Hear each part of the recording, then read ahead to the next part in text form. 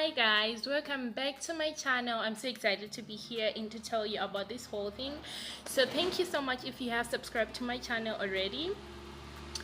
If you haven't, please just hit the subscribe button for me. I need to get to 1,000 subscribers.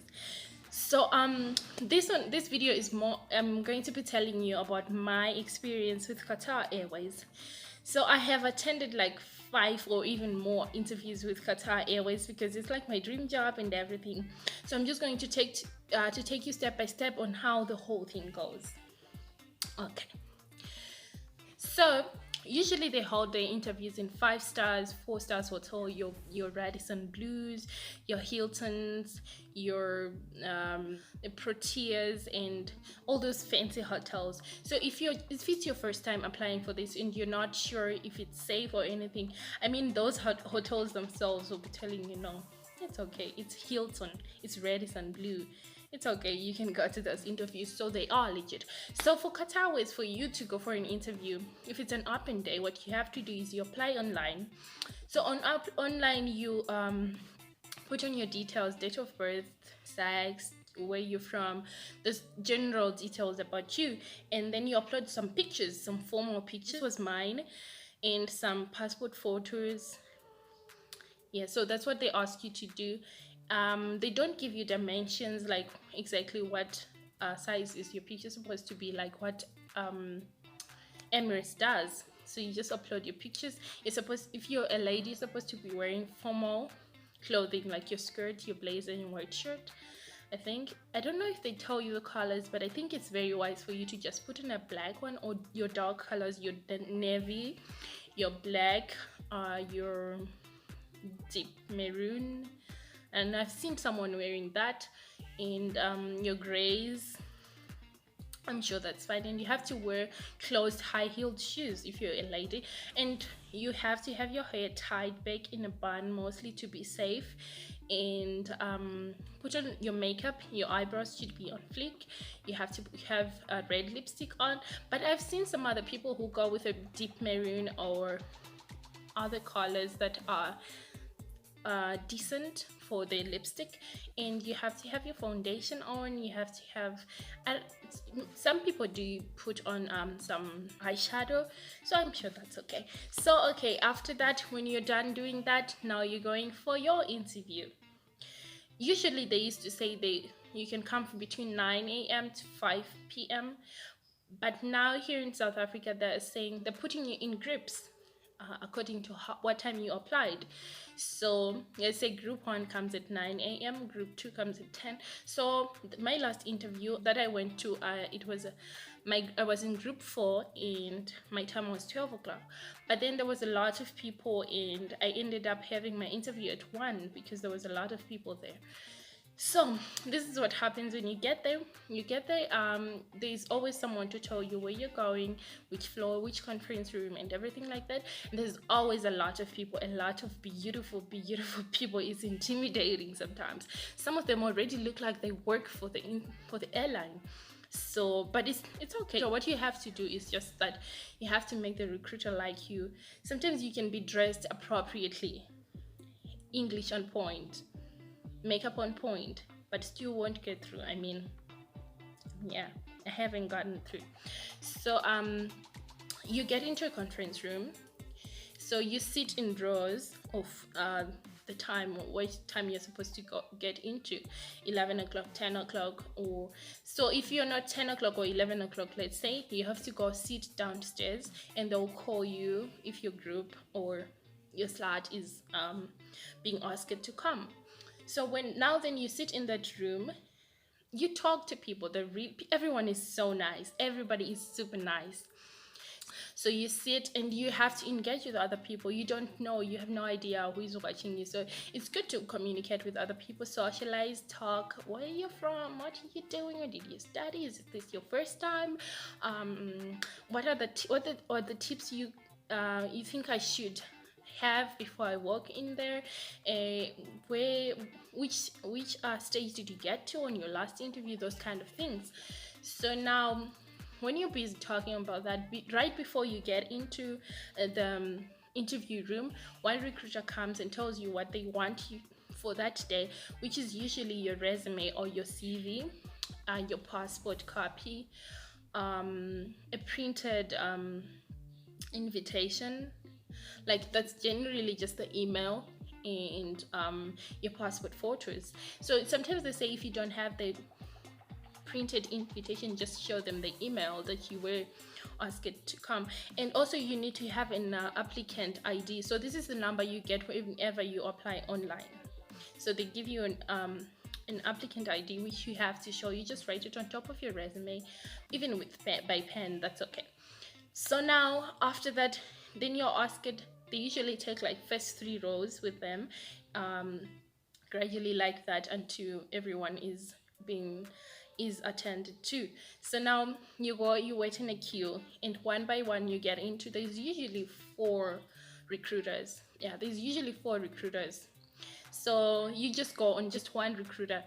And so you only have like 10 seconds to talk to the recruiter, and you have to make a good impression on those 10 seconds. Those 10 seconds are going to determine if you are going to be able to move on to the next stage. So you have to make sure you're confident. You have to make sure you give the right answers. So usually they ask you questions like, what are you currently doing? And you tell them. I think it's important for you to not just say, I am a marketing officer. Okay, so when they ask you what do you do, okay, you tell them I'm a marketing officer for company ABC, and this is what I usually do at during the day, and this is what, those kind of things. You have to give her the whole idea of what you do. And then they might ask you a question like, why do you want to work for Qatar Airways? So it's very good. We all know that we all know that you want to work there because traveling, duh. But also you have to let them know that it's not just about you. There is more what are you going to bring to the company? I mean, they don't want you to be the only person to benefit. They also want to benefit from you. So give them answers like, I am interested in customer service. I prefer working with people more than working in the industry. I mean, do your research before you go. So also they can ask you a question like, what makes you think you could be a good flight attendant? So now you're gonna have to point out the best things about you that other people like about you, or just make it up, but make it very convincing. Usually that's the end of the whole thing. You drop your CV. They take your CV from you, your passport copy, your passport pictures, and your invitation. So if you usually they'll tell you that we'll send you an email if you manage to get through to the next stage. But I've never gotten an email, and I've never heard anyone saying I got the email. Usually they just give you the invitation from the next stage instantly, right there. Then you get your invitation. So if you don't get your invitation, it's not, this time it's not yours. You can always go the next time, because they usually come every month. Sometimes they skip a month, but they usually come every month. So if you don't make it that time, it's okay. You can always try the other time. So now the next stage, which is tomorrow, usually it's the next day. So it's the assessment day. So you go there, you show off your invitation, and you get a number which you stick on your chest or somewhere where it can be easily seen. So now you get into a conference room. Today is not a lot of people as yesterday. So you go sit in the room. Recruiters come. They give you a brief presentation of the company, of the airline, how CEO, life in Qatar, Doha, and that's basically it. And after that, you get to have your first English test. So I heard it's different from country to country. If it's it's an English speaking country, you don't need to take it. I heard people don't take those English tests. But here we have different languages, so you get to have take an English test. It's easy, like really easy, very easy. It's basically your grammar, it's multiple choice. You have to tick A, B, C, or That's basically it, or filling in the blank. That's usually it. It's very easy, but some people do really get caught, because some people is English is very good when speaking, but in writing it's not as good. So now after the English test, you're asked to go outside and wait whilst they go through the papers. It's very quick. Usually, sometimes it takes like an hour, because there'll be a lot of people, maybe 200 or 300 people. So then you're all asked to come inside, and then after you come inside, they'll tell you we're going to have two groups of people. The first group is going to go with recruiter A to the other room, and the other one is going to stay here. But that's just them telling you those people who are going to with recruiter A are the ones who did not pass the English test. So as soon as that group leaves, they'll tell you, okay, so congratulations, you guys, you managed to go to the next level. Those other people didn't make it. So now after that, usually what happens. Okay, so now you go for your arm reach, tattoo, and scar testing. So now what happens is you also go in another queue. You're told from number this to number that, you're going to come first, and in groups and categories. So now after that, you go sit somewhere, have lunch or something, waiting for your number. You don't have to miss your number. You're not supposed to miss your number, so make sure you stay close. Usually you can buy your coffee in the hotel, which is usually more pricier than the normal price of coffee, or you can just order something online like McDonald's, like your pizzas and stuff, because and the other thing you have to know is all the expenses are not being paid by the airline. You're traveling, everything that you're going to use is not going to be paid for, so you have to make sure you save as much as you can, because you never know, maybe you'll also be selected for the next stage, and you're going to need to spend more money on the following day.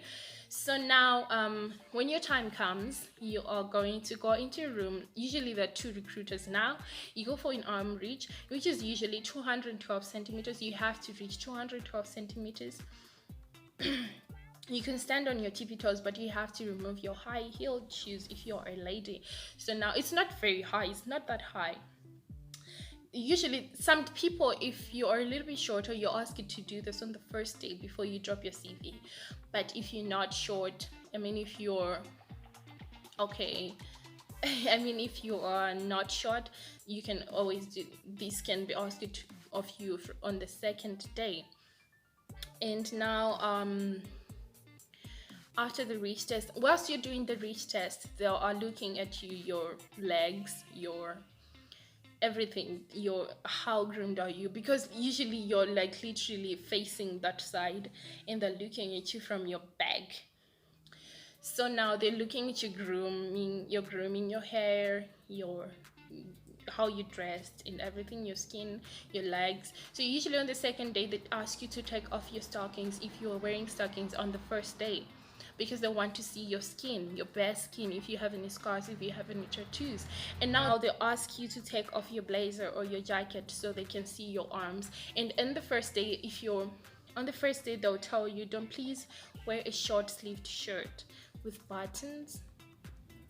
Well, they don't tell you with buttons, but like it's usually always wise to wear one with buttons. So they ask you to take off your jacket and your blazer so they can see your arms, if you have any scars or any tattoos. Qatar Airways, I heard they don't want tattoos at all, but I heard with Fly Emirates, your tattoos are not supposed to show whilst you're in your school uniform. So now I don't know what happens if you have a tattoo somewhere, like let's say your back, like where no one can ever see it. I don't know. So now they'll ask you, do you have any tattoos or any scars? And you tell them. I think it's really important for you to be honest with them, so they will know if it will affect them or not. Unless if you're very sure, they'll never find out. But I think it's always good to tell the truth. So now usually at this point they ask you the most random questions, just to put pressure on you and see how well you can handle pressure. They'll ask you the most random questions. So with me on my first time, I was busy asking people, so what were you asked? And people were being asked community-based questions like, what do you think about abortion, or what do you think about adoption? I mean, what's your take? Or some people were being asked questions like, where would you go on, what's your to-go place for vacation? Those type of questions. So for me, I was asked a question that I was not expecting, and it's not good for you. It wasn't good for me because I had an expectation. So now I got a question that was just completely what I was thinking I was going to get. So now okay, this was a question I was asked. I was asked, Orina, do you think cars are safe? I mean, what? I wasn't expecting that at all. So it hit me real hard. I didn't know what to say. I ended up saying things that had nothing to do with cars. So I think it's important for you to take your time to be able to convince someone to believe what you're saying, even though you actually have no idea what you're talking about. So I think personally that's where they were just like, sorry, but they don't tell you. So right after that, when everyone is done with their questioning and everything, you go back into the conference room. So a lot of people get cut off on this stage. So instead of telling you where to go, they will just call out the names of the people who made it through to the next stage, because it's usually not much people, probably like 20 people will make it to the next stage. So I've never made it to the next stage personally, but this is what I've heard will happen on the next stage. So usually the next stage the next stage happens on the same day of the assessment. So people are put into groups and given tasks to tell you tasks to do, and how you handle well being a team player, how you work well with others, how you consider others in your team as well. So all this I've never experienced it myself. I've only gotten to the second stage. What else happens is that you get to a one-on-one interview and you're asked a lot of questions. I'm going to make a whole different video on what questions you get asked on your final interview. So yeah, that's basically it. Yeah, I think so. The next video I will try to help people work on how to get ready for the final interview and what to expect. But so yes, that's basically it. That's what's going to happen. So if you really want this, just make sure before you go to the interview you have the right outfit, you have the right makeup, you have the right documents needed, and the attitude. Have the attitude. Make sure you have the attitude, and you're going to make it. If you don't, you know what's going to happen. You're going to meet really great people that are really nice, and maybe you're going to be friends after that, and you never know. And also, if you don't make it, there's always a next time. They'll always come back to your city, and but what I can tell you sometimes is it's not wise to travel too far for this, because it's not a guarantee that you're going to get it. They're not going to consider that, oh, you came from very far away, so we have to consider your first preference. No, it's not. Just wait for them to come to your city and go for it.